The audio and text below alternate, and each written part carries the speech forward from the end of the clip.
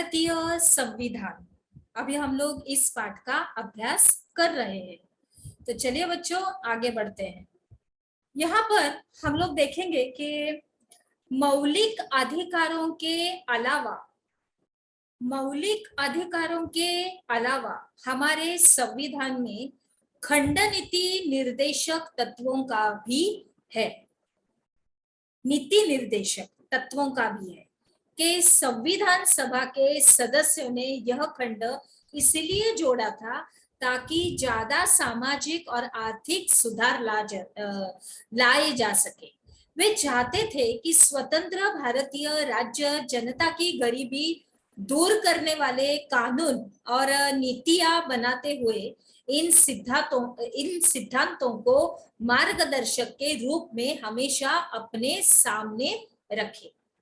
धर्मनिरपेक्ष राज्य वह होता है जिसमें राज्य अधिकृत रूप से किसी भी धर्म को राजकीय धर्म के रूप में बढ़ावा नहीं देता। इसके बारे में हम अपने अगले अध्याय में और भी विस्तार से पढ़ेंगे। आगे बढ़ते हैं बच्चों। आप इस बात को समझने लगे होंगे कि कभी कभी देश का इतिहास यह तय कर देता है कि देश का संविधान कैसा होगा। संविधान उन आदर्शों को तय करने में एक महत्वपूर्ण भूमिका निभाता है जिन्हें हम अपने देश और प्रतिनिधियों के जरिए साकार करना चाहते थे। और जिस तरह फुटबॉल के नियम बदलते ही खेल बदल जाता है, और उसी तरह जिन देशों के संविधान में भारी बदलाव आ जाते हैं, वहां देश का बुनियादी स्वरूप भी बदल जाता है। हम नेपाल में यह देख चुके हैं। वहां लोकतंत्र बनाने की जरूरत के साथ ही एक नए संविधान की जरूरत भी पैदा हो गई थी। आगे बढ़ते हैं।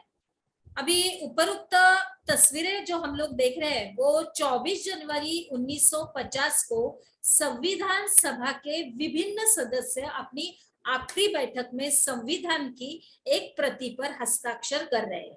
सबसे ऊपर वाले चित्र में हम लोग देख रहे हैं कि प्रधानमंत्री जवाहरलाल नेहरू दस्तखत कर रहे हैं। दूसरे चित्र में संविधान सभा के अध्यक्ष डॉक्टर राजेंद्र प्रसाद है। सबसे नीचे चित्र में दाएं से बाएं क्रम में ये लोग दिखाई दे रहे हैं, वो है श्री जय जवराम दौलत राम, खाद्य एवं कृषि मंत्री राजकुमारी अमृत कौर, स्वास्थ्य मंत्री डॉक्टर जॉन मथाई, वित्त मंत्री सरदार वल्लभ भाई पटेल, उप प्रधानमंत्री तथा उनके पीछे श्री जगजीवन राम, श्रम मंत्री खड़े हैं। अभी आगे बढ़ते हैं बच्चों। हम लोग भारतीय संविधान में उल्लिखित मौलिक अधिकारों में से कुछ अधिकार। पहला है समानता का अधिकार। कानून की नजर में सभी लोग समान हैं, और इसका मतलब है कि सभी लोगों को देश का कानून बराबर सुरक्षा प्रदान करेगा। और इस अधिकार में यह भी कहा गया है कि धर्म, जाति और लिंग के आधार पर किसी भी नागरिक के साथ भेदभाव नहीं किया जा सकता। खेल के मैदान, होटल, दुकान इत्यादि सार्वजनिक स्थानों पर सभी को बराबर पहुंच का अधिकार होगा। रोजगार के मामले में राज्य किसी के साथ भेदभाव नहीं कर सकता, लेकिन इसके कुछ अपवाद है जिनके बारे में इसी किताब में हम आगे पढ़ेंगे। छुआछूत की प्रथा का भी उन्मूलन कर दिया गया है। दूसरा है स्वतंत्रता का अधिकार। इस अधिकार के अंतर्गत अभिव्यक्ति और भाषण की स्वतंत्रता, सभा संगठन बनाने की स्वतंत्रता, देश के किसी भी भाग में आने जाने और रहने तथा कोई भी व्यवसाय और पेशा या कारोबार करने का अधिकार शामिल है। तीसरा है शोषण के विरुद्ध अधिकार। संविधान में कहा गया है कि मानव व्यापार, जबरिया श्रम और 14 वर्ष से कम उम्र के बच्चों को मजदूरी पर रखना अपराध है। चौथा है धार्मिक स्वतंत्रता का अधिकार।